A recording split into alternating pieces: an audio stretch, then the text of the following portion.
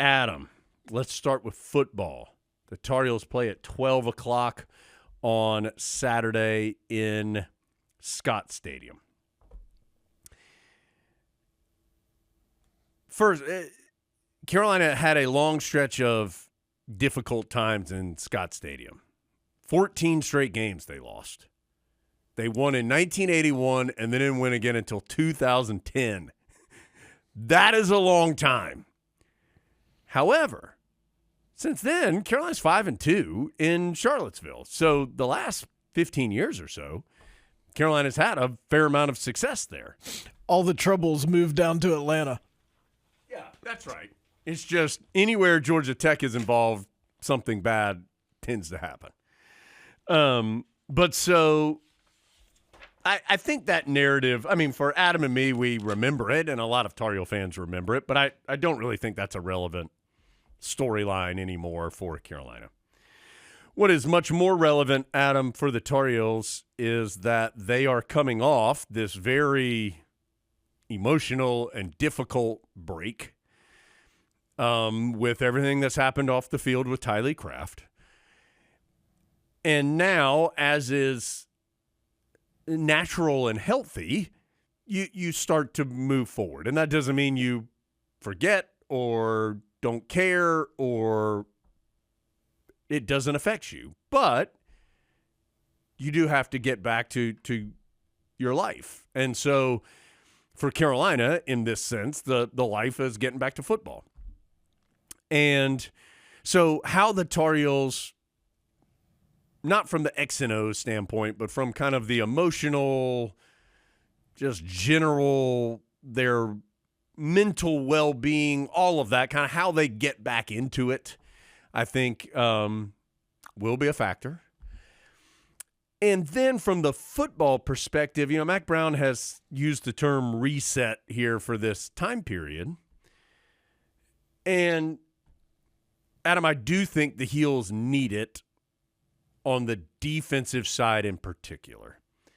I certainly think Carolina's offense is not as explosive and it's not as consistently efficient as it has been the last several years. However, I think we would agree that Carolina's offense has continued to show some good things. I think it's gotten better. Jacoby Criswell has grown into the role as the starting quarterback. He's not a finished product, but I think he's better than he was a month ago. And so you've seen some progress there. Omarion Hampton's already over 900 yards on the season, so that has been a consistent. So I think you've seen progress there. Now, Bryson Nesbitt being out certainly will be an adjustment for Carolina. He has been easily the most targeted Tar Heel receiver of the season and dramatically the most targeted Tar Heel since Jacoby Criswell became the starter. So that is something Carolina has to figure out. But I think, again, we can agree Carolina's offense has shown some progression as this year has gone along. Adam, I think the opposite is true for the Tar Heel defense. I'm going to give you some numbers, Adam. These are just facts. First 3 games of the season, Carolina's defense allowed 256 yards per game, allowed 68 rushing yards per game, and allowed 15.5 points per game. I would classify all of those as very good statistics. And let me say, I certainly understand that the competition level has changed for Carolina, but let's also not act like the Heels have been out there playing the Ravens, the Bills, the Chiefs, and the Cowboys in 4 straight weeks, right? Here are the numbers the last 4 games, Adam. Total yards allowed on average per game, 507.5. Rushing yards allowed per game, last 4 games, on average, 229.5 yards per game. Points per game allowed on average, last 4 games, 41.5 points per game. So you go from 256 yards per game allowed to 507. You go from 68 yards a game rushing allowed to 230 nearly. And you go from points allowed 15.5 to 41.5.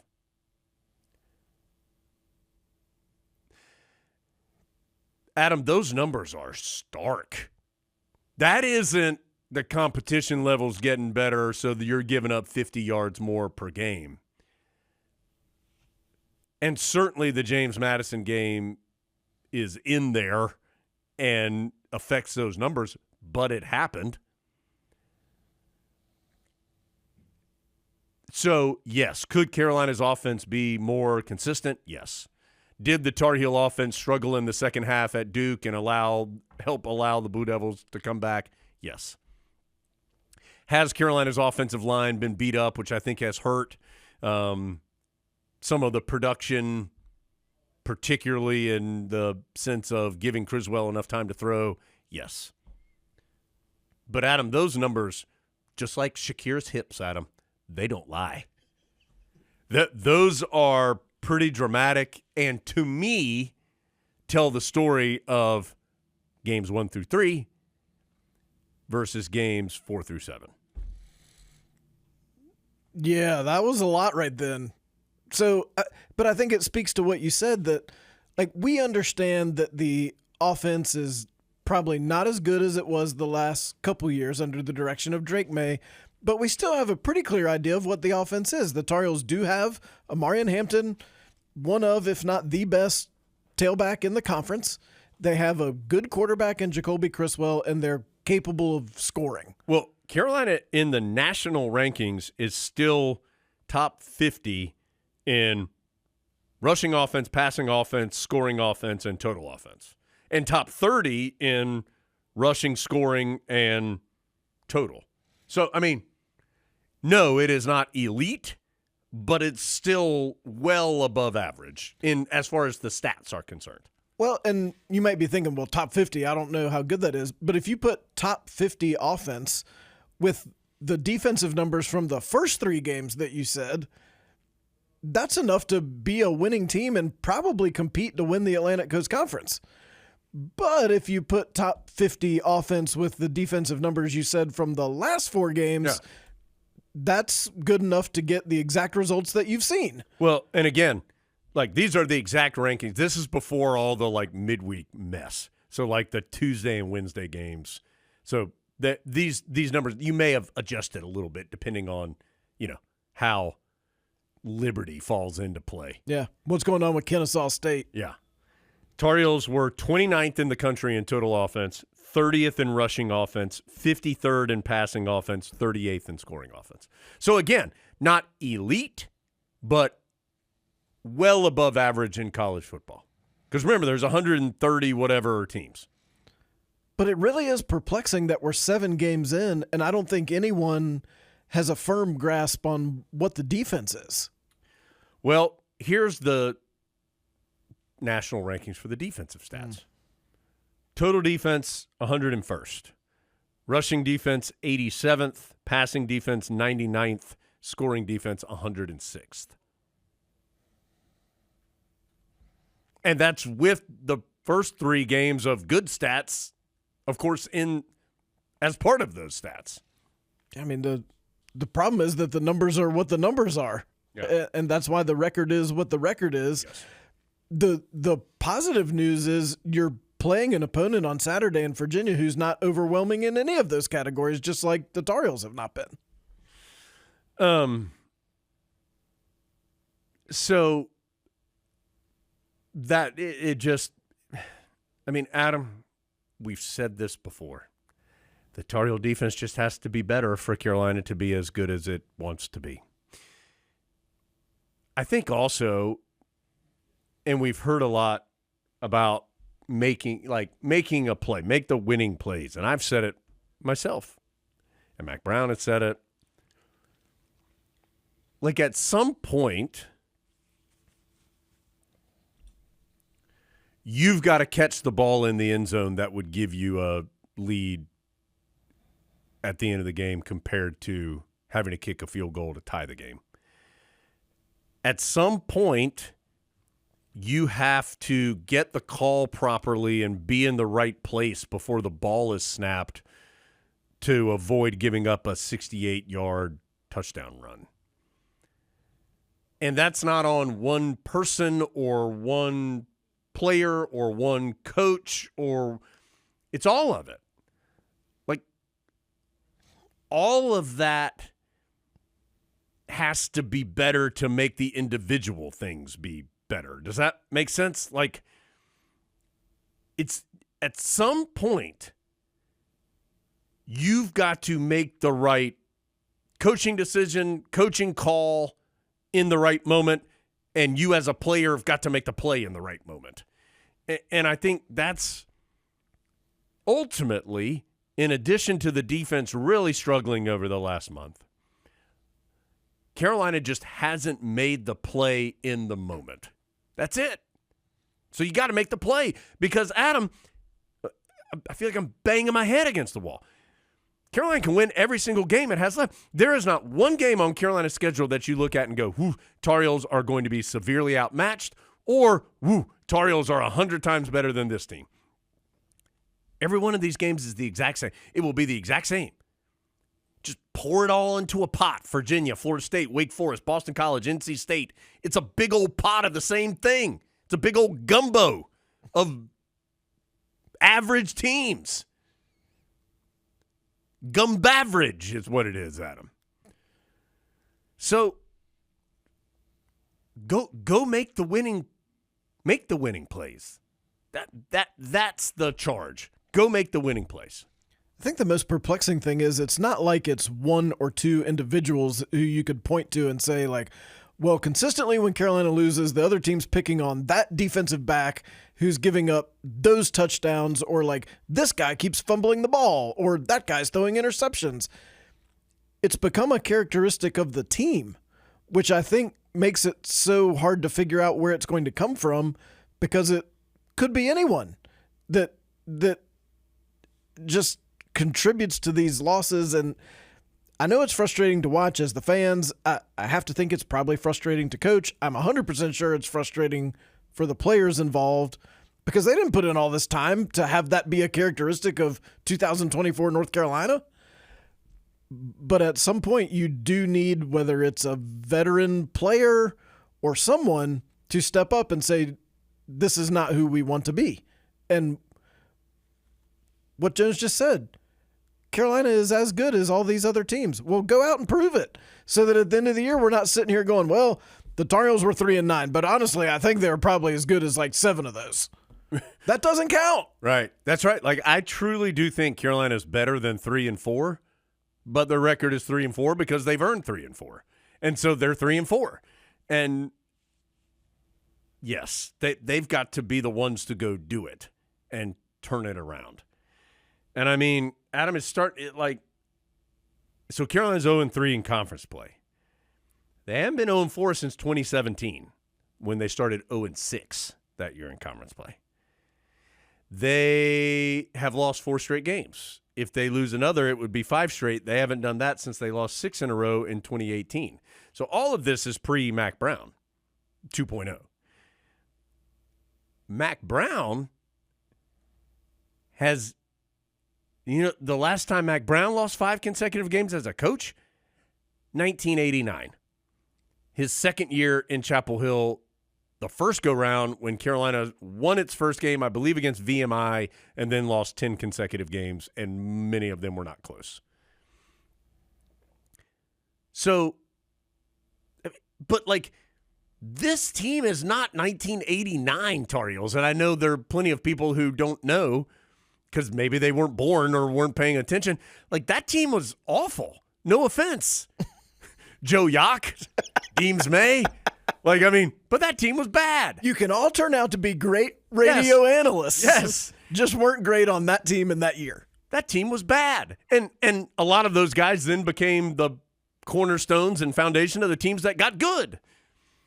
But that team was bad. Like, this team would smoke that team. But it's got to go do it. It's got to go make it happen. And so I do think whenever you come off the open date, there's this you go, well, maybe they got this thing figured out. Hey, maybe this is a new start. And I legitimately do think Carolina has an opportunity to make it a new start. So we'll see. 12 o'clock, Scott Stadium. Now, here's the thing about Virginia.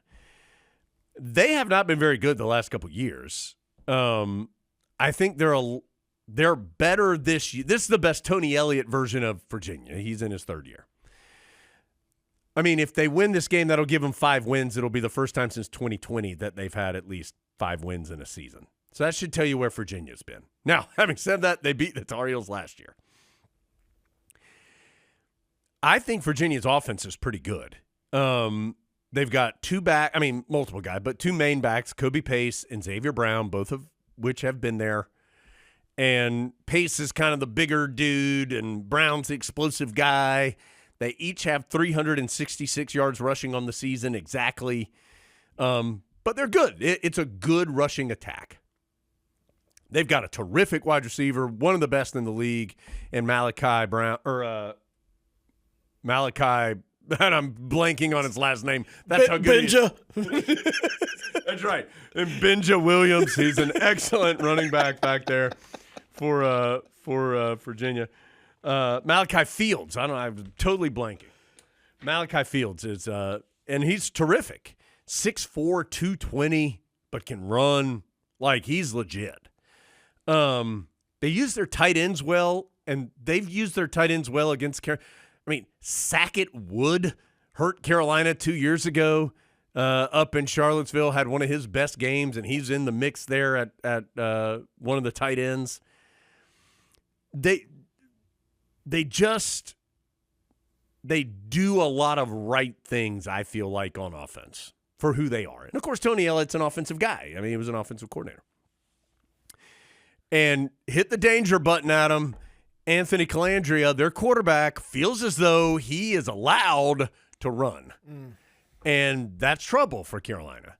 3 of the last 4 quarterbacks that Carolina's faced have run for 75 yards or more in the game, including Haynes King, who ran for 107 and didn't play the fourth quarter. So they got to keep Calandria as a passer. And that's not to say he's not good enough with some of those weapons that I just mentioned to beat Carolina throwing the ball, but he's much more effective when he can do both. And so the Heels have got to try and bottle him up as best they can in the pocket. Now, they've been trying to do that these last couple games, and they haven't done it well. So hopefully they will improve in that area because I think it will be important. So, Adam, we go back to similar teams. Carolina can win this game. A bit of a fresh start for the Tar Heels. Maybe you see some new exciting things or just some more sound play. And they'll need that in this game and for the final month of the year. This is just life in the ACC, but for all the positive qualities Virginia has, they have a win over Richmond. They have a 1-point win over Wake. They lost by 2 touchdowns to Maryland in what would have been a great game in 1992. They beat Coastal Carolina. They do have a solid win over Boston College. And then they lost to Louisville and they lost to Clemson. Their best win clearly is over Boston College, and beyond that, it's a steep drop to anything else. So they haven't played a great schedule, but you could say that about everyone in the ACC. It's a game Carolina is capable of winning.